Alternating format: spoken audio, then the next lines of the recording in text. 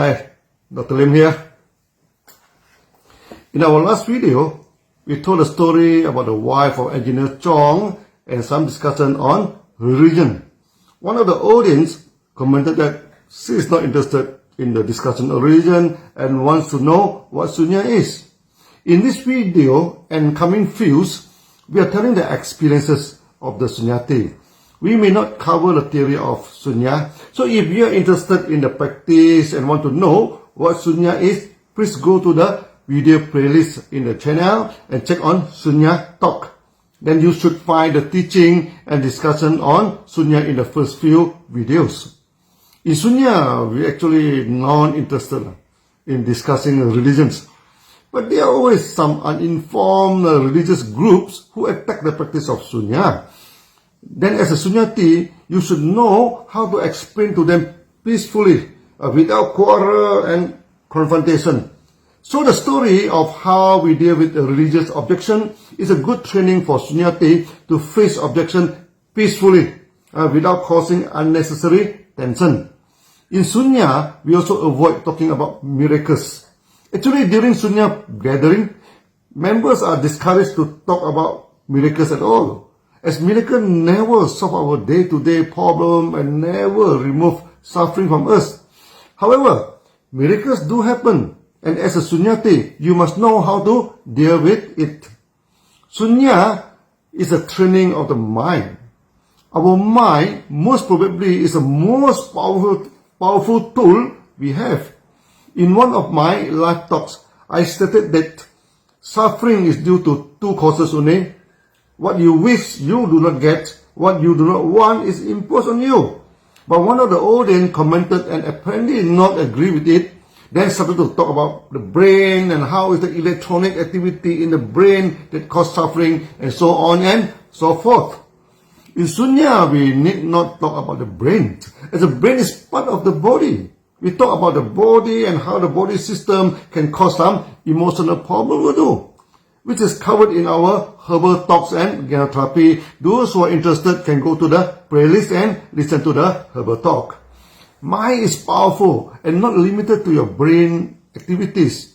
In many instances, we found that the mind of the Sunyati can project at a distance far away. They can see and feel the environment that is far away. Sometimes it is astral traveling, but many times it is also the projection of consciousness at faraway places. We never train a Sunyati to go for astral traveling and project your consciousness at a distance 10,000 miles from you. But during practice, they are always report that such cases happen and we need to handle it. Again, viewer discretion is advised. If you are not interested in this topic or just a newcomer and wanted to know what is the practice of Sunya, maybe you should stop watching this video and go to the early video of Sunya Talk in the video playlist first. Coming back to Chong, after meeting his wife and convincing her to practice of Sunya did not interfere with her belief and good for mental health and to train the mind, she was convinced and decided to give reverse counting a try. Chong told me, after our discussion, it was already late into the night, but both of them wanted to give Sunya a try before they went to sleep. In this very first practice, something very strange happened. Suddenly, his wife told him she saw a blue sky. It was in the middle of night. Where to see the blue sky? Apparently, this was projection of consciousness and she could see the blue sky at the other side of the earth. Then she saw the white clouds. Not only that, she found herself on top of the cloud. This was not hallucination, as she was sober and could talk to Chong and tell him what she saw. Immediately, Chong asked her to stop the practice and both of them went to sleep. I told Chong, this was a projection of consciousness and it happens to some of the Sunyati.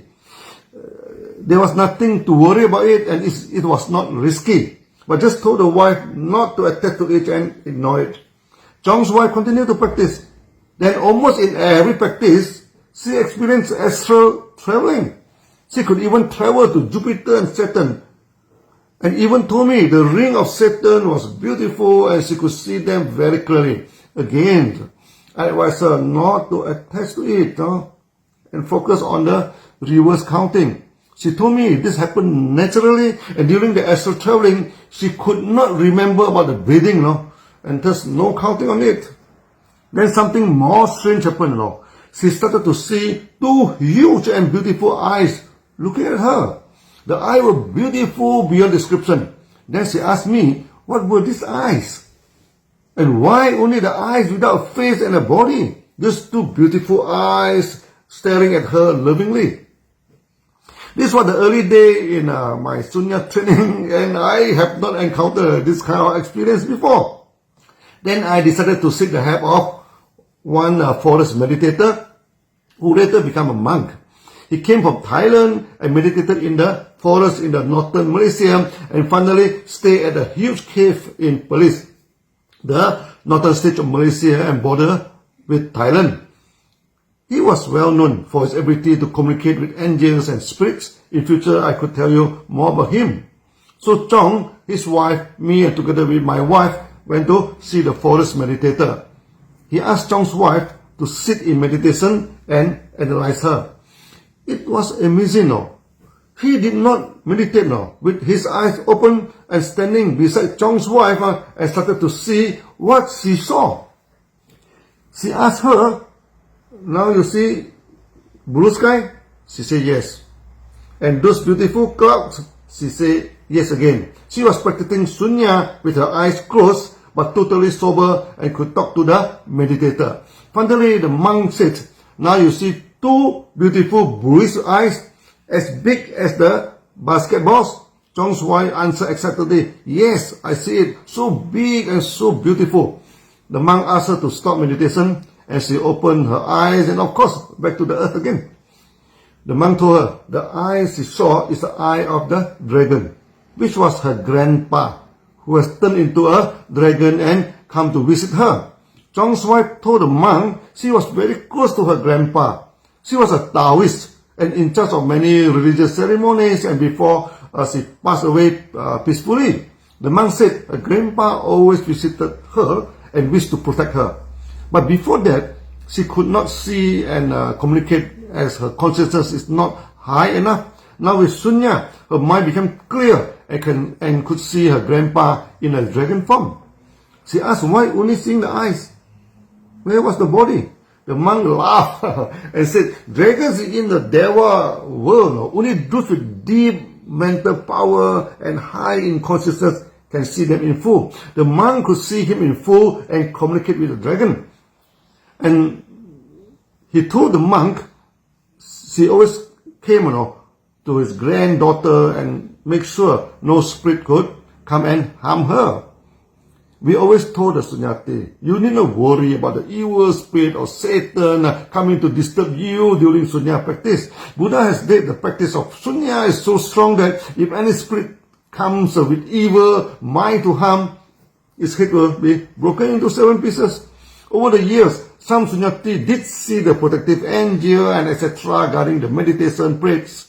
During the past 50 years of my experience, I never saw anyone possessed by evil spirit during the Sunya practice, but the reverse is true. The evil spirit is chased away without any exorcism.